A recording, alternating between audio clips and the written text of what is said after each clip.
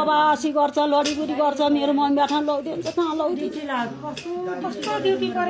मेरो बाबु मेरो मम्मीलाई मात्रै किन यत्रो ड्युटी परेको सबै आहान मेरो मम्मी कहिले आउने भनेर भन्छ तिम्रो मम्मीले पठाइदिए खानेकुरा भनेर अरूले साथीहरूले ल्याउँदा नि मेरो मम्मी कहिले आउनुहुन्छ मेरो मम्मीले अब के पठाइदिने भयो तिम्रो मम्मीले अब भोलि के पठाइदिन्छ अन्त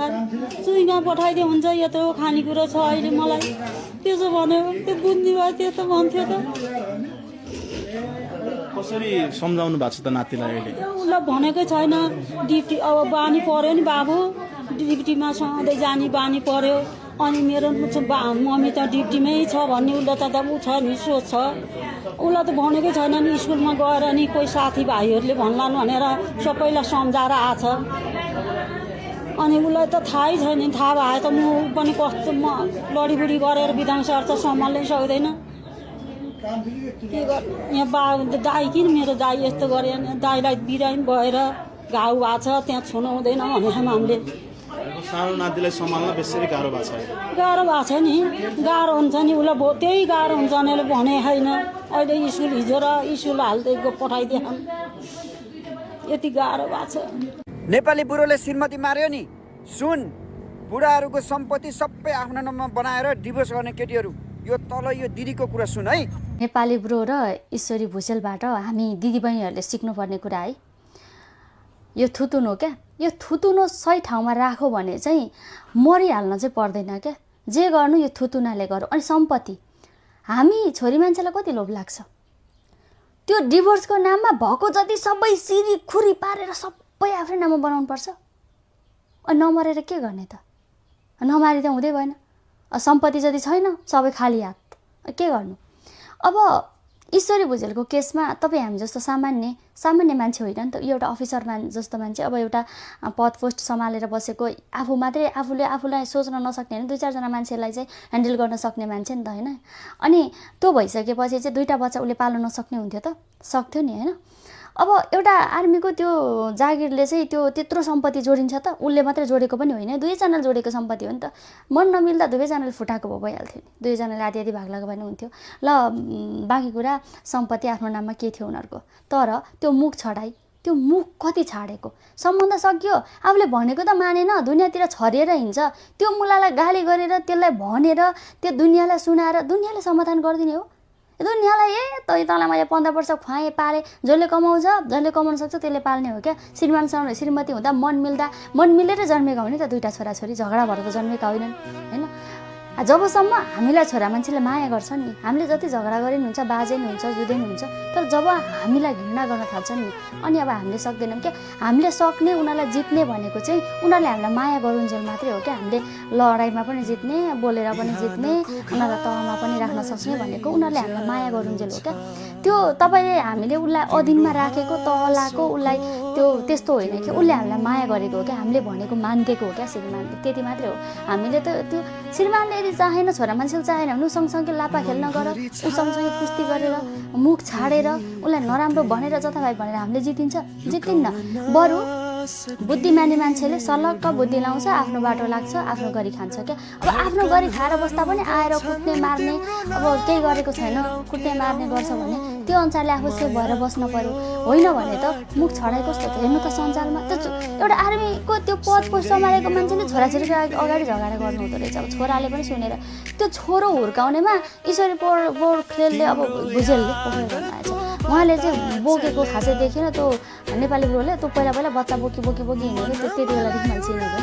यो मान्छे त अब जुन बच्चा बोकेर बच्चा त्यो अब पाउनलाई के भयो थाहा छैन यो हुर्काउन यति गाह्रो हुँदो रहेछ गाइज भन्दै भिडियो बनाएको त्यो मलाई हिजो अस्ति जस्तो लाग्छ क्या त्यो छोरो बोकी हिँडेको अहिले आमाले के भन्छ अरे बाबु छोराले भन्दा बाबाले यस्तो भन्नुहुन्छ हिँड्नु त मन पऱ्यो तँ कसलाई सुनाएको झगडा गर्ने आफूले कोठा थुनेर अनि बेइज्जती फस्रङ्ग बनाइदिने अनि त्यो पद पोस्ट सम्हालेर बसेको मान्छेले त्यसरी बेइज्जत गर्दै हिँड्ने हो त आफ्नो पनि त अलिकति इज्जत छ नि त अनि सञ्जालले अब उता के त्यो अब छोरा मान्छेले जे गर्दा पनि सहनु पर्छ भन्न खोज्यो कि भन्नु होला सहनु पर्दैन नियम छ कानुन अनुसारले हामीले उसलाई बहिष्कार गर्न सकिन्छ तर यसरी बेइज्जती गरेर हिँड्नु, गाली जता पाए त्यतै अब सम्बन्ध सकिसक्दा नि गाली बेइज्जती गर्नु नराम्रो, एकदम नराम्रो। हामी छोरी मान्छेको कमजोरी भनेको त्यही हो। म त जे बोले नि हुन्छ, यो मलाई यस्तो उस्तो उस्तो, उसको करियर, उसको क्यारियर र करियर जस्तो सुकै होस्, आफूले छोड्ने भइसकेपछि सकेको त फोहोर हो। त्यो फोहोरलाई के घरिघरि बढाएर राख्ने, भँडारतिर हालिराख्नु त फाल्दिने नि, उडार लगोस् कि हाउल लगोस् कि होइन, सुन भएर फलोस् कि आफूले छोड्ने भइसकेपछि सकेको। दर्शकवृन्द, आज हामीले ईश्वरी भुजेल र नेपाली ब्रोको जुन जीवनको बिचमा जुन यस्ता अपराध गर्नुभएको छ, यो भिडियो चाहिँ हामी ईश्वरी भुजेल र नेपाली ब्रोको विषयमा केही चर्चा गर्नेछौँ र नेपाली ब्रो र ईश्वरी भुजेलको सन्तानको बिचमा जुन नाबालिकाले जुन अवस्था बिहोर्नु परेको अवस्था छ, त्यो विषयमा हामी 2-4 शब्द बोल्ने कोसिस गरिरहेका अवस्था छ। जीवनमा आमाभन्दा ठुलो सहारा अरू कोही हुँदैन, तर एक दुःखद घटनाले एउटा निर्दोष बालकको जीवनबाट त्यो सारा सधैँको लागि खोसिएको छ। आज उनी आमाको माया, स्नेह र संरक्षण बिना भविष्यको अनिश्चित यात्रामा अघि बढ्न बाध्य भएका छन्। घटनाको राति उनी आमासँग भएकाले ज्यान जोगियो, तर त्यसको बदलामा उनले जीवनकै सबैभन्दा अमूल्य व्यक्ति गुमाउनु पर्यो। शारीरिक रूपमा सुरक्षित रहे पनि आमाको वियोगले बताइन्छ उनीहरूले बालकले आफूलाई पाउनुपर्ने माया, स्नेह र पारिवारिक अपनत्वबाट वञ्चित हुनु परेको दाबी गरेका छन्। आज त्यो बालकको जीवनमा आमाको काख खाली भएको छ। अब उनलाई सुत्नु अघि माया गर्ने, दुःख पर्दा सान्त्वना दिने र सफलताको बाटोमा हिँड्न प्रेरणा दिने आमाको साथ कहिल्यै प्राप्त हुने छैन। यही यथार्थले उनको पीडालाई अझ गहिरो बनाएको छ।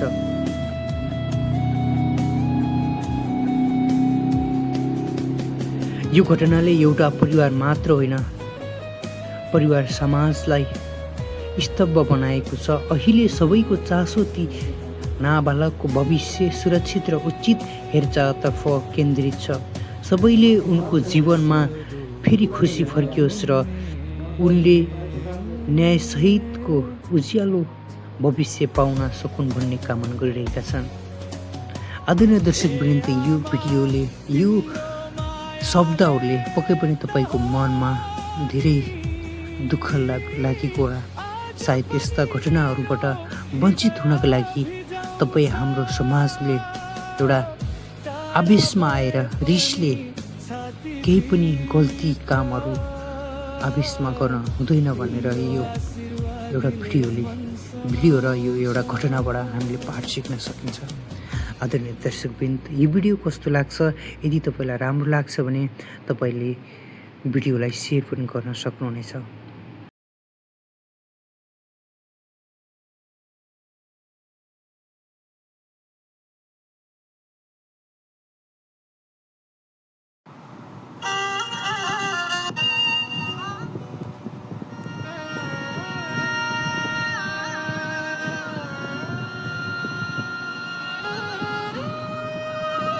आमा गुमाएर ठुलो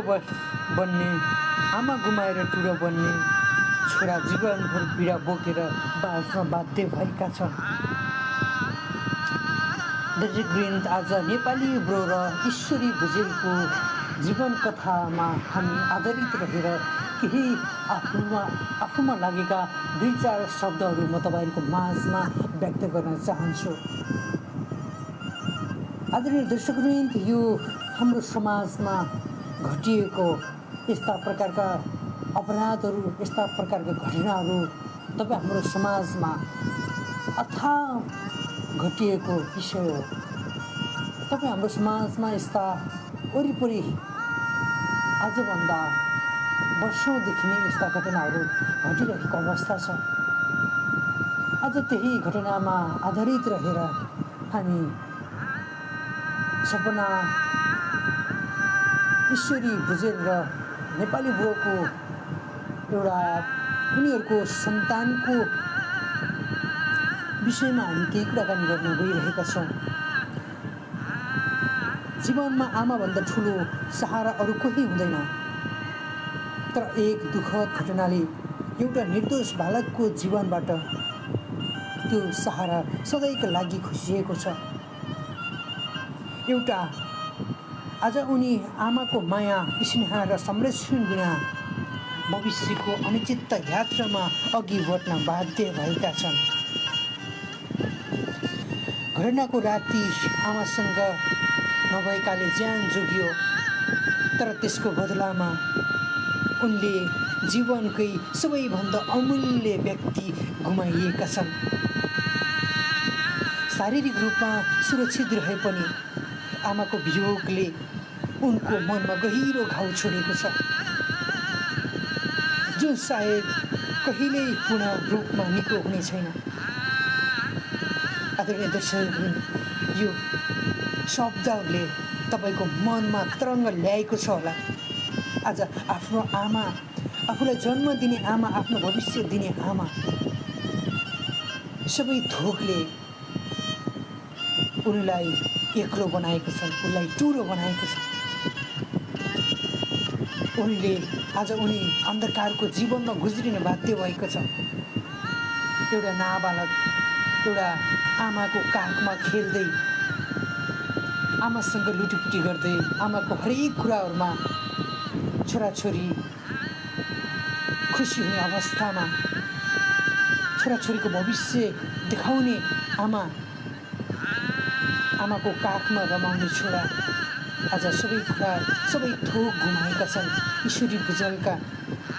दुई भाइ छोराहरूले आज टुहुरा भएर सदाको लागि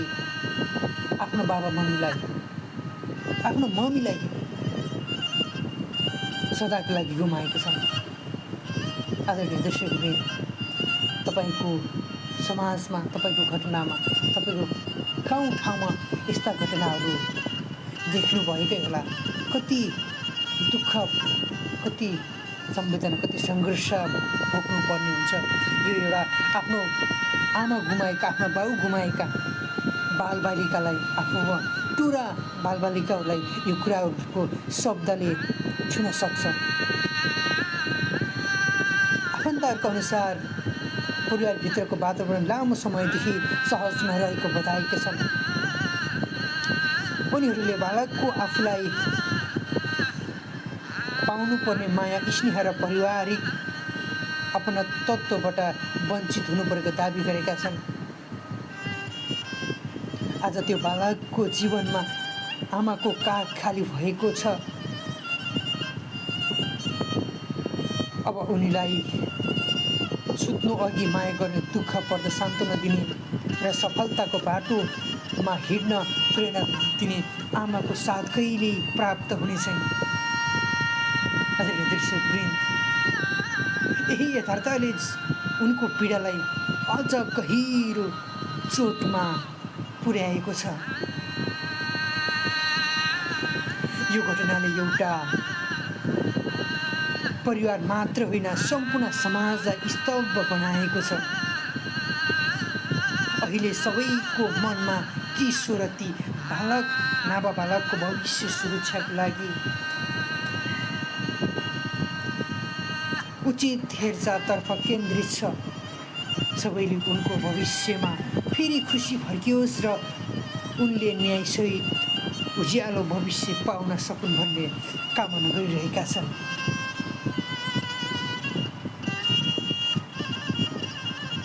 आदरणीय दर्शकवृन्द, यो एउटा समाजमा भएको घटना, यो एउटा रिस र